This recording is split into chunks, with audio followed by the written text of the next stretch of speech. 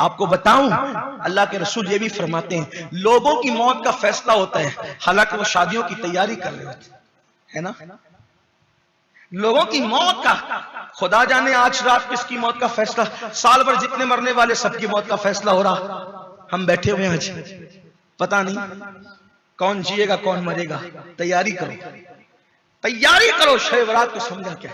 मालिक बिन दीनार कहते हैं मेरी बेटी मर गई, उसका इंतकाल हो गया, 2 साल की भी नहीं हुई थी, शब बरात आई। तवज्जो करना, शब बरात कोई मामूली रात नहीं, लोगों ने इसे भी शक में डाल दिया, उनकी बात छोड़ दी। शब बरात आई, शब बरात में मैंने इशा की नमाज तक नहीं पढ़ी। कौन कह रहा है? मालिक बिन दीनार जैसा वली, वली बाद में बने, अभी वली नहीं थे वो, अभी नॉर्मल जिंदगी, एक आम आदमी सी जिंदगी गुजार। कहा मैंने शब बरात में इशा तक नहीं पढ़ी। और आप जानते हैं शब बरात आए तो आम मुसलमान भी जो जुमा पढ़ने नहीं आता वो भी शब बरात में मस्जिद में मगरिब इशा फजर में नजर आता है। लेकिन वो कहते हैं मैं इतना गाफिल था कि मैंने इशा तक नहीं पढ़ी। और मैंने शब बरात में भी शराब पिया, शब बरात में मैंने शराब और खूब शराब पिया, और शराब पी करके बदमस्त होकर के मैं गिर गया। जब मैं गिरा नींद की हालत में अपने बिस्तर पे पड़ा था, अचानक मैंने ख्वाब देखा। मैंने ख्वाब क्या देखा कि कयामत कायम है, सूर फूंका जा रहा है और लोग अपनी अपनी कब्रों से उठे। मैं भी अपनी कब्र से उठा। जब मैं अपनी कब्र से उठा तो एक भयानक धमाके की आवाज आई। मैंने पीछे मुड़ के देखा तो एक भयानक सा अजदहा था, भयानक सा सांप अजदहा जो मुझे मारने के लिए मेरे पीछे दौड़ रहा था। मैं उससे जान बचाने के लिए ख्वाब के आलम में भागा। जब मैं भागने लगा मैं चिल्ला रहा था, चीख रहा था कोई बचा ले, लेकिन कोई बचाने वाला न था। ऐसे में मैंने खूबसूरत हसीन और जमील शक्ल वाले एक बूढ़े आदमी को देखा। मैंने उसको कहा कि बाबा मुझे बचा लें। उसने कहा कि ऐ मालिक मैं कमजोर हूं, इतने ताकतवर अजदहे से मैं तुझे नहीं बचा सकता, लेकिन तेरी इतनी मदद कर सकता हूं कि तू आगे भाग, तुझे रास्ता बता सकता हूं कि तू आगे भाग, हो सकता है कि तेरे बचने का कोई इंतजाम हो जाए। मालिक बिन दीनार कहते मैं भाग रहा था तो मैं देख रहा था कि आग की पहाड़ियां, जहन्नम की आग, ये सब मैं ख्वाब में मुझे नजारा बताया जा रहा था। मैं जैसे ही आग में गिरने वाला था अचानक एक आवाज आई, इसे आग में गिरने मत दो क्योंकि ये जहन्नमी लोगों में से नहीं है, इसे आग में गिरने मत दो, ये जहन्नमी लोगों में से नहीं है। तो मैं फिर आगे बढ़ा, पीछे देखता था तो वो सांप मुझे दौड़ाता है, मैं आगे भागता हूं। ऐसे मैंने देखा एक चांदी का पहाड़ था और उसको तराश करके उसमें खूबसूरत सा मकान बनाया हुआ था जिसमें पर्दे लटके थे, जिससे खुशबू आ रही थी। मुझे किसी ने कहा इस पहाड़ के अंदर चला जा, इस पहाड़ के अंदर चला जा, इसमें मुसलमानों की अमानतें, मोमिनों की अमानतें, हो सकता है शायद इसमें तेरी भी कोई अमानत मौजूद हो। बस जैसे ही मैं वो पहाड़ के करीब गया सांप मेरे करीब आ गया। ऐसे में फरिश्तों को मैंने ख्वाब में देखा, उन्होंने पर्दे उठा दिए और मुझे अंदर ले लिया। जब मैं अंदर गया तो मैंने देखा छोटे छोटे खूबसूरत बच्चे, हसीन और जमील बच्चे उसमें झूला झूल रहे थे, खुशबू आ रही थी। मैंने पूछा है बच्चों तुम कौन हो? तो बच्चों ने कहा ऐ मालिक, जो मुसलमानों के छोटे छोटे बच्चे बालिग होने से पहले इंतकाल कर जाते हैं वो सब यहीं जमा होते हैं, उनको इसी में रखा जाता है, ये हमारा मकाम है, ये हमारा ठिकाना है। और यहाँ हम अपने माँ बाप का इंतजार कर रहे हैं कि हमारे माँ बाप आएंगे तो हमसे मिलेंगे। तो मालिक कहते हैं मुझे ख्याल आया मेरी भी तो एक बच्ची का इंतकाल हुआ है, बस ख्याल आना था मेरी बेटी का।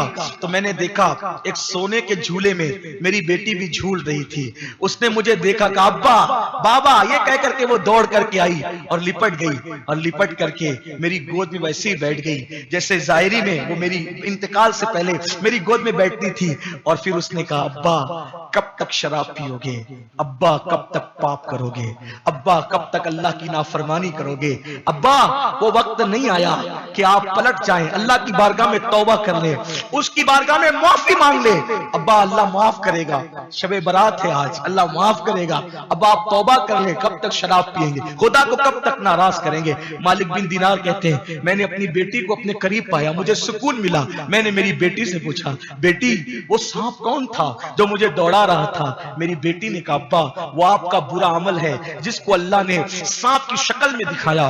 वो बूढ़ा कौन था खूबसूरत? अब्बा वो आपका नेक अमल है, क्योंकि आपने नेकियां तो बहुत कम की है, तो आपकी नेकियां कमजोर है, आपकी नेकियां कम है अब्बा। लेकिन अब्बा आप बदल जाए ना, आप तब्दील हो जाए ना, अल्लाह ने आपको बता दिया। मालिक बिन दिनार कहते हैं, जैसी मेरी आंख खुली, ख्वाब के असर से मैं कांप रहा था, मैंने अल्लाह से कहा, अल्लाह आज की रात शबे बरात मैं सच्ची तौबा करता हूँ, मुझे माफ कर दे। मैंने तौबा की, और जब अल्लाह की बारगाह में शबे बरात में उन्होंने तौबा की तो अल्लाह ने उनको मकाम विलायत अता किया, और ऐसा मकाम विलायत अता किया। एक मर्तबा कश्ती में सफर कर रहे थे तो किसी का कीमती मोती चोरी हो गया। एक बार कश्ती में सफर कर रहे थे, किसी का कीमती मोती चोरी हो गया, तो किसी ने इल्जाम लगाया कि यही अजनबी है, इसी ने चुराया होगा, इसी ने चुराया होगा।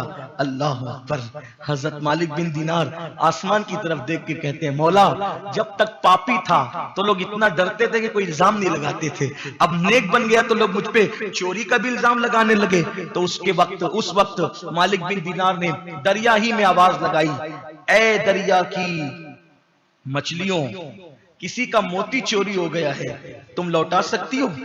तो क्या देखा कि दरिया की तमाम मछलियां दरिया के अंदर मुंह बाहर निकालती है, और सबके मुंह में एक से एक कीमती मोती है। आप कश्ती वालों से कहते हैं, जो चोरी हुआ था जितने चाहते हो ये मोती ले लो। तो तब लोगों को पता चला ये आम आदमी नहीं, ये तो अल्लाह का वली है। और जब लोग हाथ पैर चूमने की कोशिश करने लगे तो आप पानी पर चलते हुए उधर पार हो गए। लोगों को पता चला कि मालिक बिन दिनार का मर्तबा क्या है। पहले की जिंदगी देखो, तौबा के बाद की जिंदगी देखो। जब तक जिंदा है हम, हमारे लिए तौबा के दरवाजे खुले हुए।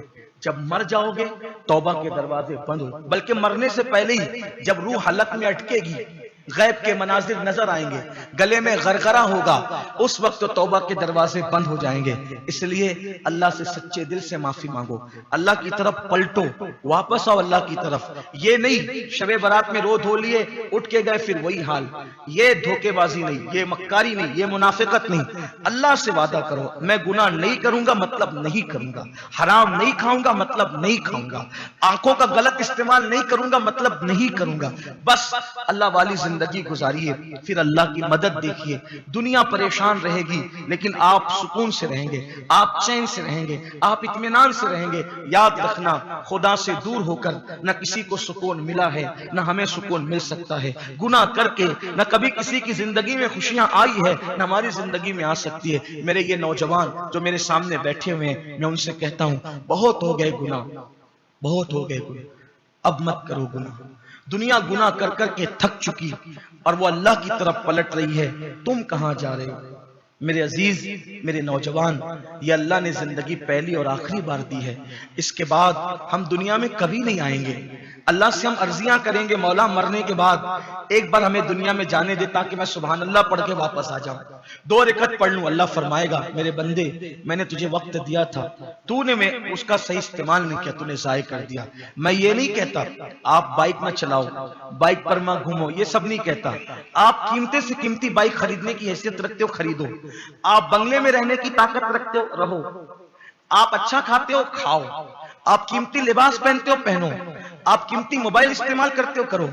आप दुनिया की सब चीजों से लुत्फ उठाओ, लेकिन दुनिया की चीजों में अल्लाह को मत भूल जाओ, अल्लाह को याद रखो। जब उसका वक्त आ जाए सब छोड़ दो। ये अल्लाह की आजमाइश है, ये मेरे रब की आजमाइश है। जब अजान हो नमाज के लिए, जिन चीजों से अल्लाह ने मना किया उनसे रुको, और खास तौर पर हराम से। आज जो सूद, लॉटरियां, जुए, और बल्कि आजकल तो अब मोबाइल पर सबसे ज्यादा जिसकी ऐड दिखाई जा रही है वो जुए है। कभी रमी, कभी ये, कभी वो, पता नहीं क्या क्या है ना। ये सब ये ऐड ज्यादा आ रही है, और उससे लोग इजी मनी के चक्कर में, खास तौर पे नौजवान, घर से बाहर जाना ना पड़े, मेहनत करना ना पड़े, मजदूरी करना ना पड़े, बस बैठ करके बटन दबा दबा करके खेलना है और जुए के अंदर पैसे जीतना है। याद रखिए, अगर जुए ही से लोग दुनिया में जी सकते थे तो क्या दुनिया पूरी जुआ ना खेलती? लोगों के अकाउंट में पैसे आने के चक्कर में ये वो गंदी चीज है, जैसे चूहे को चूहे को फंसाने के लिए एक छोटी सी रोटी लटकाई जाती है कि रोटी देख करके चूहा पिंजरे में और फंस जाए। ऐसे ही ये लॉटरी का, जुए का नशा है। एक आध मर्तबा आदमी जीत जाए, फिर हारता रहे, तबाह हो जाए। मैंने कई कई कंपनियों के मालिकों को रोड पे आते देखा है जुए के चक्कर में, फिर खुदकुशी करते भी देखा है, उनको तबाह होते भी देखा है। 100-100 करोड़ की मिल्कियत के जो दावेदार थे, मैंने उनको वतन से फरार देखा है जुए के चक्कर में। जुआ न खेलना, क्योंकि मेरा अल्लाह कहता है मैं हलाल को बाकी रखूंगा और हराम को तबाह कर दूंगा। जिसको अल्लाह तबाह करे उसको कौन बचा सकता है। इसलिए इजी मनी के चक्कर में कभी जुआ मत खेलना। ये जंगली रमी, ये लॉटरी, ये वो जुआ, पता नहीं अलग अलग नाम से क्या क्या सब आ रहे हैं और ज्यादा ऐड आ रहे हैं। मेहनत करो, मेहनत में बरकत है। ज्यादा से ज्यादा लोग यही कहेंगे अरे ये छोटा सा कारोबार करता है। लोगों को कहने दीजिए देखो हराम में बरकत नहीं है और हलाल कभी खत्म नहीं होता है। मैंने बार बार लोगों को बताया है, अभी भी अपने जवानों को बताता हूं, हलाल हमेशा कायम रहेगा, हराम हमेशा खत्म होगा। आप नहीं देखते यजीद 8-8 बेटे छोड़ करके मरा था। कितने बेटे? 8-8। आज है किसी जगह यजीद का कोई बेटा? ढूंढो, जाओ तलाश करो, ना यजीद है ना यजीद की नस्ल है। और इमाम हुसैन एक बीमार शहजादा छोड़कर गए थे, है ना। आज पूरी दुनिया में आले हुसैन नजर आती है, आले यजीद नजर नहीं आती। वजह, अल्लाह जिससे राजी है उसमें बरकत देता है, जिससे नाराज है उसमें बरकत नहीं देता। आप देखिए बकरियां हर गली में नजर आएगी, हालांकि बेचारी बकरियां जितनी कटती है उतने कुत्ते नहीं कटते। भाई कुत्ते का गोश्त तो कोई खाता ही नहीं। कोई खाता है कुत्ते? कोई नहीं खाता। ना मुसलमान खाता है, ना हिंदू खाता है, ना सिख खाता है, ना ईसाई। दुनिया में कुत्ता खाने वाला कोई नहीं है कोई नहीं है। एक वक्त में कितने कुत्ते पैदा होते हैं? 12-12, 15-15, 8-8, 10-10, है ना। और एक वक्त में कितनी बकरियां पैदा होती है? 2 और ज्यादा से ज्यादा 3। तो ज्यादा क्या नजर आना चाहिए, कुत्ते या बकरियां? हैं? पैदा तो वही ज्यादा होते हैं ना। लेकिन कुत्ते आपको हर घर में मिलेंगे दरवाजे पर बंधे हुए? हर गली में कुत्ते आपको उतने नजर आएंगे जितनी बकरियां हैं। बकरियां कट के भी उसमें बरकत है क्योंकि वो हलाल है, और कुत्ते हराम है इसलिए उसमें बरकत नहीं है। तो जुआ खेल करके माल मत कमाओ, मेहनत करो। आजकल नौजवान अपने शौक के चक्कर में मोबाइल चोरी करते हैं, मुंह पे पट्टियां बांध करके लूट मार करते हैं। ये सब में कुछ नहीं रखा है। शराफत के साथ हलाल माल कमाओ। बल्कि ये भी आपसे कह दूं, अजमेर शरीफ में अभी एक क्लिप घूम रही थी चंद महीने पहले, है ना। क्या घूम रही थी? मालेगांव के लोग अजमेर शरीफ तक चोरी करने के लिए। शर्म आनी चाहिए। गुंबदों मीनार के शहर को ऐसे बदनाम करोगे। हालांकि वो बदनाम जो करते हैं वो बदतरीन लोग हैं, वो उनका मालेगांव शहर से दूर का भी ताल्लुक नहीं है, लेकिन रहते हैं इधर उधर बस्तियों में पड़े रहते हैं। वो लोग गंजड़ी है, चरसी है, शराबी है, नशा करते हैं। उस वजह से वो चोरी करने के लिए वहां तक जाते हैं। अपने गुंबदों मीनार के शहर की इज्जत रखो, लोगों को खुद संवारो, खुद संवरो। माँ बाप की जिम्मेदारी अपनी औलाद की अच्छी तरबियत करे। औलाद को ये फिक्र दो कि फाके से रहना पड़े फाके से रह लो, लेकिन हराम मत खाओ। हलाल की तरफ आओ, हराम की तरफ मत जाओ। हलाल में बरकत है, हराम में नहीं। अल्लाह हम सब के हाल पे करम फरमाए। और आज की रात तो तलब की रात है, अता की रात है। अपने अल्लाह से मांगो, इंशाअल्लाह ताला मेरा अल्लाह हमारी तकदीर बदलेगा, हमें जरूर अता फरमाएगा, जरूर नवाजेगा। अब चूंकि जो 4 बजे का हमारा टाइम था नमाज का, सलातो तस्बीह, वो वक्त हो चुका है। बयान तो आप सुनते ही रहते हैं। अल्लाह ताला हम सबको कहने सुनने से ज्यादा अमल की तौफीक अता फरमाए। गुफ्तगू के दरमियान कोई गलती हो तो अल्लाह माफ करे।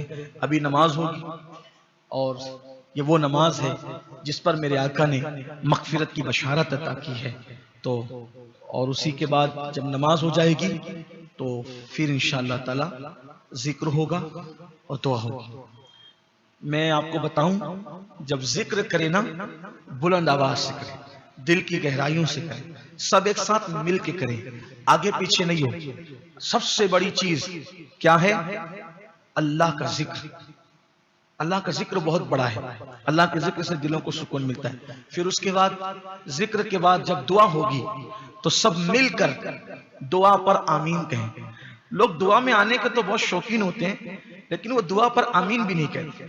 हालांकि एक माहौल होना चाहिए, जब दुआ हो तो सब मिलकर बुलंद आवाज से आमीन कहें। शर्माए नहीं मेरे भाई, हम जब गाना गाते हुए नहीं शर्माते तो आमीन कहने में क्या शर्म है?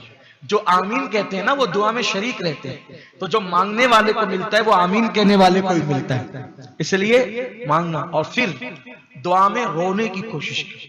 रोना नहीं आता, हदीस पाक है, रोना नहीं आता, रोने जैसी सूरत बनाओ, इसलिए कि अल्लाह को आजिज़ी पसंद है।